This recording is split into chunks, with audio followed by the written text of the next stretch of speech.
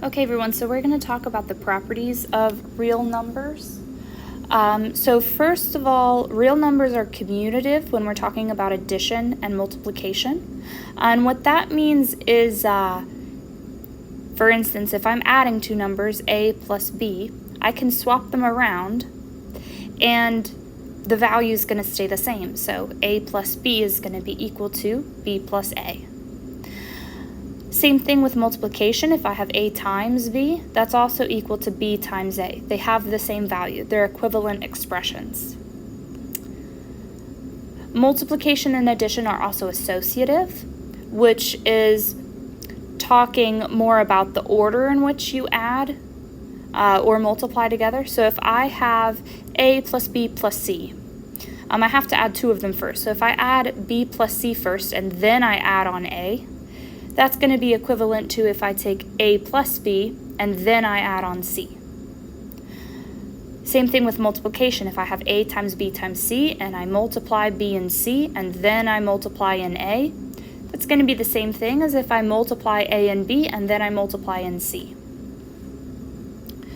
Next, we have that real numbers have the distributive property, which is kind of a combo of multiplication and addition. So if I have a times b plus c, that's going to be equal to if I distribute this a. So I'm going to multiply the a in with the b, I'm going to multiply the a in with the c. So I get a times b plus a times c. If we look at the right-hand side, we'll notice that for these two terms, AB and AC, A is a common factor.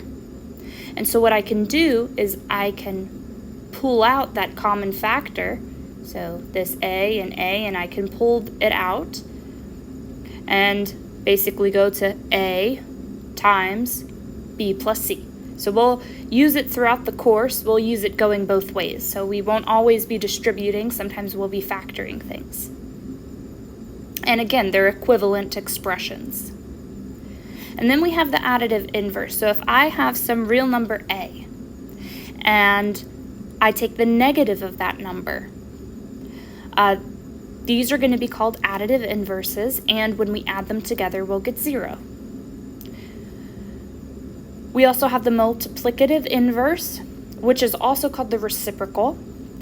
If I have some real number a and I take 1 over a, and I multiply those two things together, I'm going to get 1.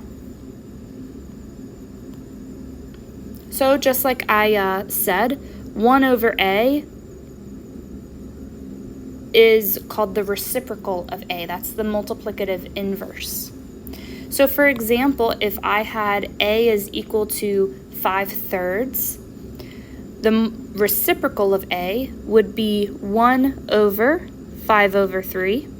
So 1 over 5/3, which we can write as 1 divided by 5/3. And we know that when we divide, we're actually multiplying by the reciprocal. So we have 1 times 3/5, which is 3/5, i.e. we just flip the fraction around. But in blue is showing you why. Lastly, we have that the set of real numbers are called dense.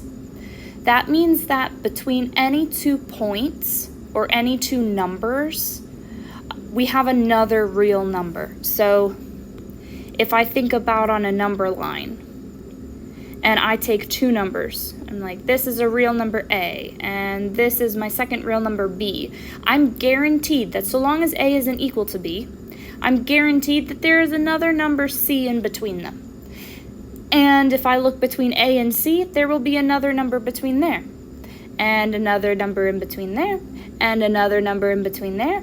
And basically, it doesn't matter how closely I pull the numbers, so long as there's some distance between those two numbers, there's going to be another real number between those two. So now we can think about some other sets that we've talked about and decide whether they're dense or not. So we can think about the rational numbers. Remember, those are all numbers that can be expressed as a fraction of integers where the denominator isn't 0. And I want you to think for a second, do you think that the rational numbers would be dense? if you have two fractions that are not equal to another, is there another fraction that has an intermediate value? The answer to this one would be yes. The rational numbers are in fact dense. Now think about the integers. The integers would not be dense. For example, suppose I take the number 1 and I take the number 2. 1 and 2 are not the same. There's distance between them, right? They're 1 unit apart. But there is not another integer between these two. Now what about positive numbers? Positive numbers would be dense. And I guess I should specify positive real numbers.